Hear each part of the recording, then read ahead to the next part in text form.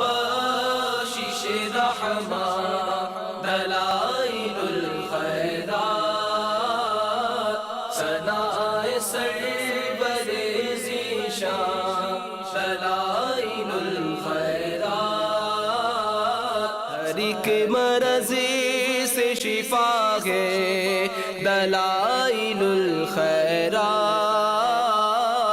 ہر ایک مرض سے شفا ہے دلائل الخیرات عطا و بخشش رحمت دلائل الخیرات الحمدللہ رب العالمین والصلاة والسلام علی سید المرسلین اما بعد فاعوذ باللہ من الشیطان الرجیم بسم اللہ الرحمن الرحیم الصلاة والسلام علیک یا رسول اللہ وعلی آلک و اصحابک یا حبیب اللہ الصلاة والسلام علیک یا نبی اللہ وعلی آلک و اصحابک یا نور اللہ۔ مدنی چینل کے ناظرین، ہم درود پاک کی عظیم اور مشہور و معروف کتاب دلائل الخیرات شریف سے اس سلسلے میں درود پاک سنتے اور ان میں سے کچھ کے متعلق جو علماء کرام نے بیان فرمایا ہے اسے سنتے ہیں تاکہ ہمارے اندر محبت مصطفیٰ صلی اللہ تعالی علیہ وآلہ وسلم میں مزید اضافہ ہو۔ اللہم صلی علی نبی الرحمہ، اللہم صلی علی شفیع الامہ، اللہم صلی علی کاشف الغمہ۔ کاشف الغمہ یعنی غم کو دور اور زائل کرنے والی ہستی۔ الغمہ یعنی پریشانی، تنگی، تکلیف اور سختی کو کہتے ہیں۔ حضور اکرم صلی اللہ تعالی علیہ وآلہ وسلم کا غموں کو دور کرنا اور دنیا و آخرت میں تکلیفوں سے رہائی عطا فرمانا واضح اور معلوم ہے۔ آپ کی شفاعت، آپ کی ذات کا وسیلہ پکڑنے، آپ کے حرم میں قیام پذیر ہونے، آپ کی ملت کی حفاظت میں آنے، آپ کی سنت کی پیروی، آپ کے رشتہ داروں اور اہل بیت کی محبت سے اور اس سلسلے میں قیامت کے میدانوں میں آپ کی شفاعت کافی ہوگی۔ دنیاوی غم دور کرنے کا تو پیارے آقا صلی اللہ تعالی علیہ وآلہ وسلم نے اپنی امت کو ارشاد فرمایا۔ روایت ہے حضرت سیدنا ابو سعید رضی اللہ تعالیٰ عنہ سے فرماتے ہیں کہ فرمایا رسول اللہ صلی اللہ تعالی علیہ وآلہ وسلم نے، جب تم کسی مریض کے پاس جاؤ تو کچھ درازی حیات کی بات کر کے اس کا غم دور کرو، کیونکہ یہ گفتگو تقدیر کو رد نہ کرے گی اور اس کا دل خوش ہو جائے گا۔ اس حدیث کی شرح میں مفتی احمد یار خان نعیمی علی رحمت الرحمن فرماتے ہیں، غم دور کرنا، بیمار کو ڈراؤ نہیں کہ تو بچے گا نہیں، مرض بہت سخت ہے، بلکہ کہو انشاءاللہ شفا ہوگی، گھبراؤ نہیں۔ بعض طبیب مریض کے آخر دم تک ہمت بندھانے والی باتیں کرتے ہیں، اسے مایوس نہیں ہونے دیتے۔ ان کا ماخذ یہی حدیث پاک ہے۔ اس کا نام دھوکہ دہی نہیں بلکہ اسے تسکین کہتے ہیں۔ مایوسی سے بیمار شخص کی، مریض کی ہمت اور مزید ٹوٹ جاتی ہے، جس سے وہ اور زیادہ نڈھال ہو جاتا ہے اور بہت زیادہ تکلیف میں مبتلا ہو جاتا ہے۔ یعنی تمہارے ڈھارس بندھانے سے اس کی ہمت بڑھ جائے گی۔ صاحب مرقات نے فرمایا کہ موت کے وقت میت کو وضو، مسواک کرا دینا، خوشبو لگا دینا مستحب ہے۔ اس سے جاکنی آسان ہوتی ہے، بلکہ اگر ممکن ہو تو اس وقت اسے غسل کرا دو، عمدہ کپڑے پہنا دو، اگر ہو سکے تو وہ 2 رکعت نفل نماز وداع کی نیت سے پڑھے۔ یہ باتیں حضرت سلمان فارسی رضی اللہ تعالیٰ عنہ، حضرت خبیب رضی اللہ تعالیٰ عنہ اور حضرت سیدتنا فاطمہ الزہرا رضی اللہ تعالیٰ عنہ سے منقول ہیں کہ انہوں نے بوقت وفات یہ اعمال کیے۔ یہ سب یطیب بنفسہ میں داخل ہیں کہ اس سے میت کو خوشی حاصل ہوتی ہے۔ مدنی چینل کے ناظرین، آج کے اس فیضان دلائل الخیرات شریف کے سلسلے کی برکت سے حدیث پاک کی روشنی میں آپ کو غم دور کرنے کا وظیفہ عرض کرتا ہوں۔ روایت ہے حضرت سیدنا ابو ہریرہ رضی اللہ تعالیٰ عنہ سے کہ فرماتے ہیں رسول اللہ صلی اللہ تعالیٰ علیہ وآلہ وسلم نے فرمایا لا حول ولا قوت الا باللہ، 99 بیماریوں کی دعا ہے جن میں ادنا بیماری غم ہے۔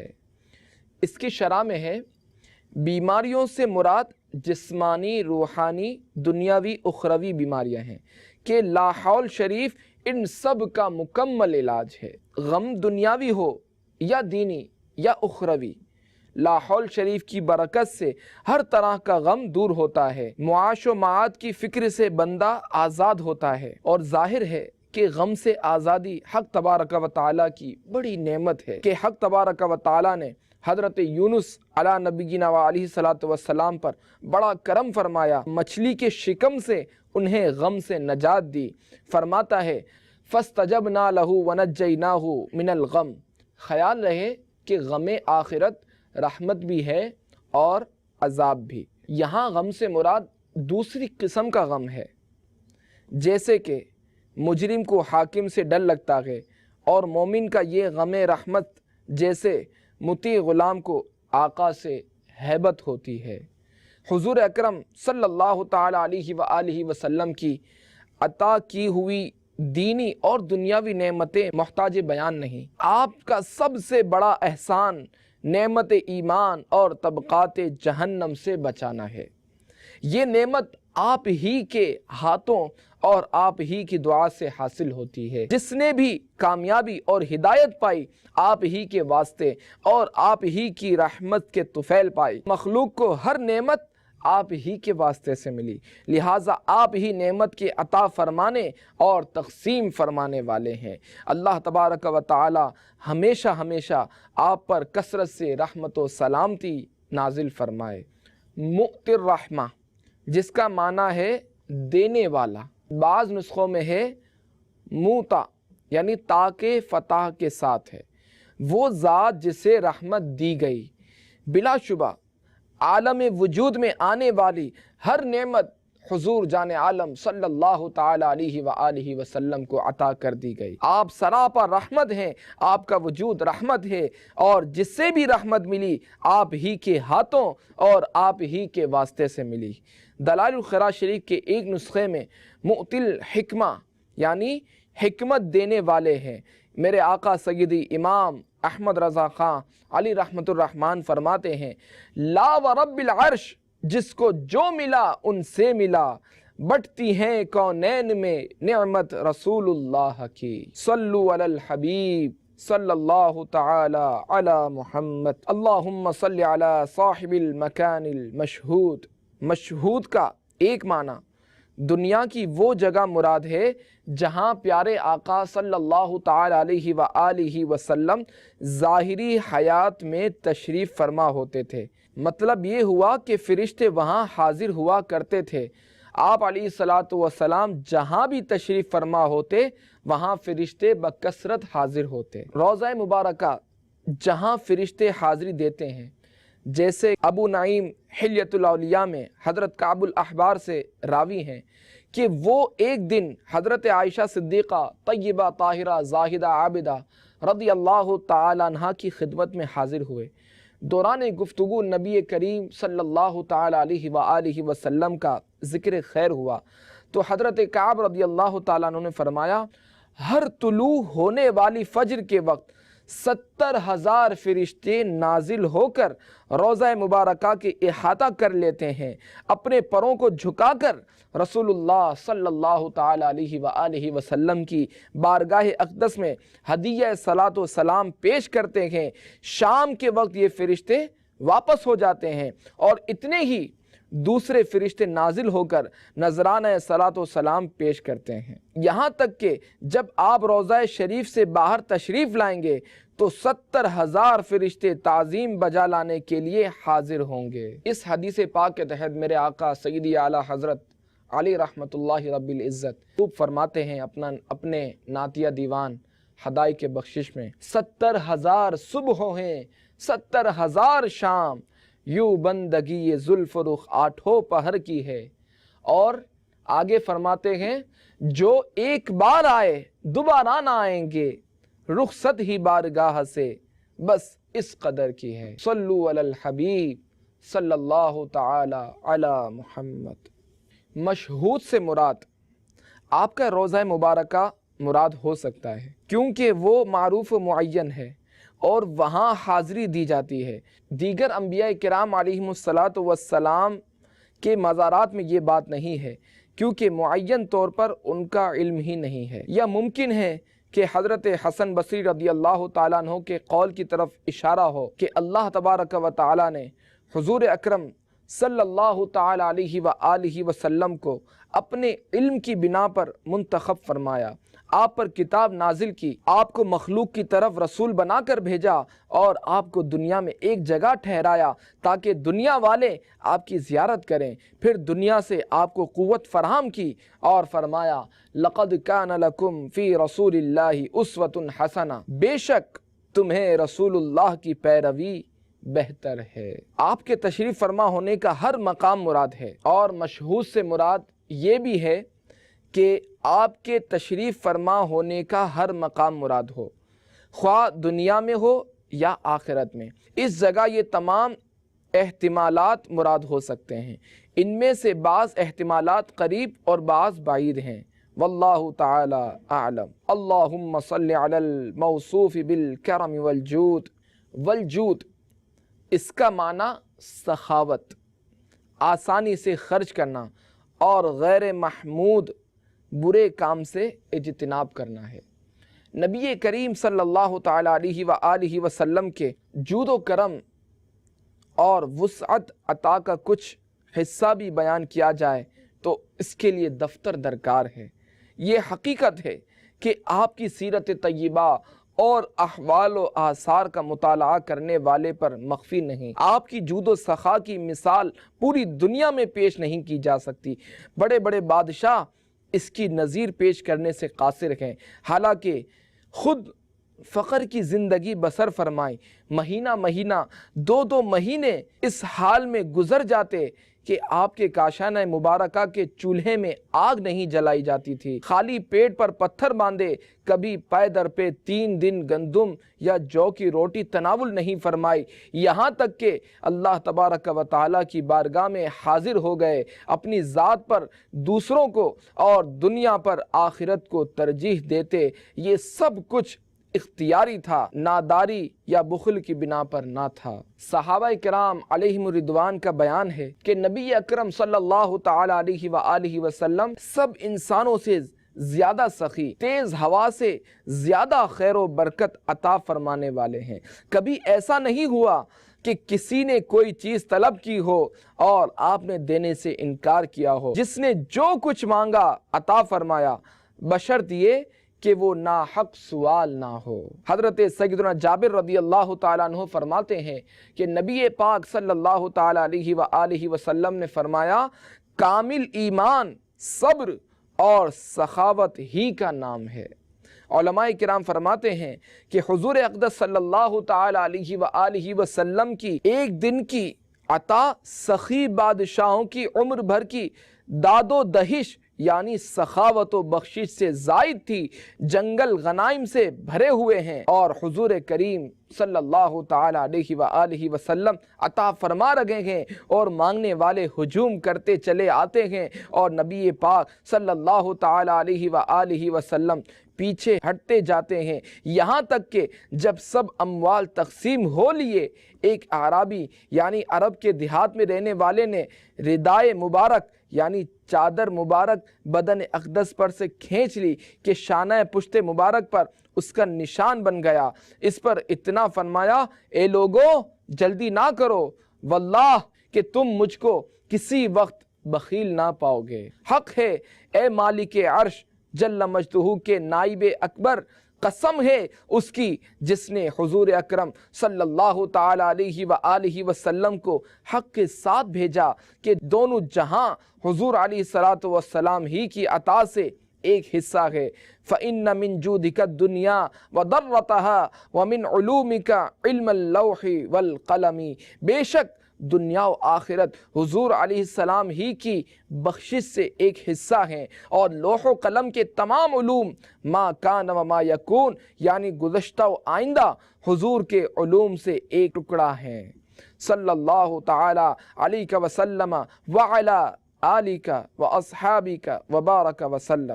حضور علیہ السلام کی شان سخاوت محتاج بیان نہیں۔ حضرت عبداللہ بن عباس رضی اللہ تعالیٰ عنہما کا بیان ہے کہ نبی کریم صلی اللہ تعالیٰ علیہ وآلہ وسلم تمام انسانوں سے زیادہ بڑھ کر سخی تھے۔ خصوصاً ماہ رمضان میں آپ علیہ السلام کی سخاوت اس قدر بڑھ جاتی تھی کہ برسنے والی بدلیوں کو اٹھانے والی ہواؤں سے بھی زیادہ آپ علیہ السلام سخی ہو جاتے تھے۔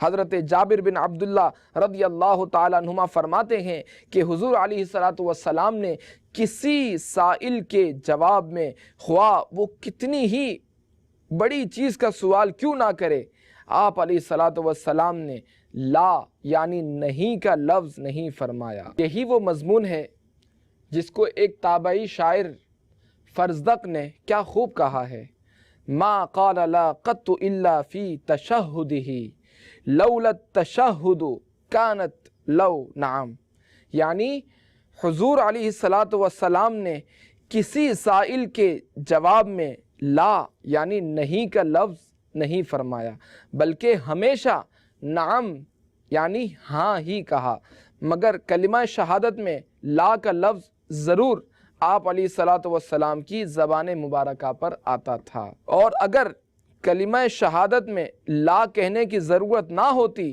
تو اس میں بھی لا کی جگہ آپ علیہ السلام نعم ہی فرماتے۔ حضور اقدس صلی اللہ تعالیٰ علیہ وآلہ وسلم کی سخاوت کسی سائل کے سوال ہی پر محدود و منحصر نہیں تھی، بلکہ بغیر مانگے ہوئے بھی آپ علیہ السلام نے لوگوں کو اس قدر زیادہ مال عطا فرما دیا کہ عالم سخاوت میں اس کی مثال نادر و نایاب ہے۔ آپ علیہ السلام کے بہت بڑے دشمن امیہ بن خلف، کافر کا بیٹا صفوان بن امیہ، جب مقام جعرانہ میں حاضر دربار ہوا تو آپ علیہ السلام نے اس کو اتنی کثیر تعداد میں اونٹوں اور بکریوں کا ریوڑ عطا فرما دیا کہ 2 پہاڑیوں کے درمیان کا میدان بھر گیا۔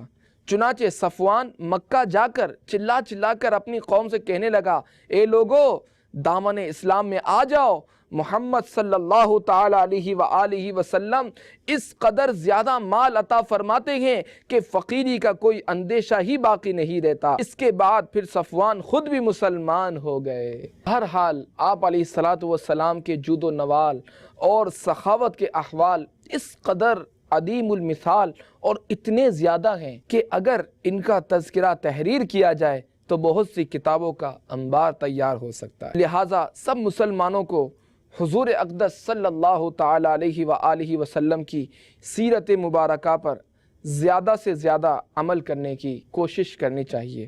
نبی اکرم صلی اللہ تعالیٰ علیہ وآلہ وسلم کی سخاوت جود و عطا کی تمام قسموں کو شامل ہے۔ علم دیا، مال دیا، اللہ تبارک و تعالیٰ کی رضا کی خاطر دین کی سر بلندی، بندوں کی رہنمائی اور انہیں ہر طرح فائدہ پہنچانے کے لیے اپنی ذات کو وقف کر دیا، بھوکوں کو کھانا کھلا دیا، جاہلوں کو نصیحت فرمائی، حاجت مندوں کی حاجت پوری کی اور ان کے بوجھ اٹھائے۔ بلا شبہ جیسے آپ تمام مخلوق سے تمام اوصاف حمیدہ میں افضل و اعظم اور اکمل ہیں، اسی طرح علی الاطلاق تمام مخلوق سے زیادہ صاحب جود و عطا بھی ہیں۔ حضرت سیدنا ابو ہریرہ رضی اللہ تعالیٰ عنہ سے روایت ہے کہ نبی کریم صلی اللہ تعالیٰ علیہ وآلہ وسلم نے فرمایا کہ سخی اللہ عز و جل سے قریب ہے، جنت سے قریب ہے، تمام لوگوں سے قریب ہے، جہنم سے دور ہے، اور کنجوس اللہ عز و جل سے دور ہے، جنت سے دور ہے، تمام لوگوں سے دور ہے، جہنم سے قریب ہے،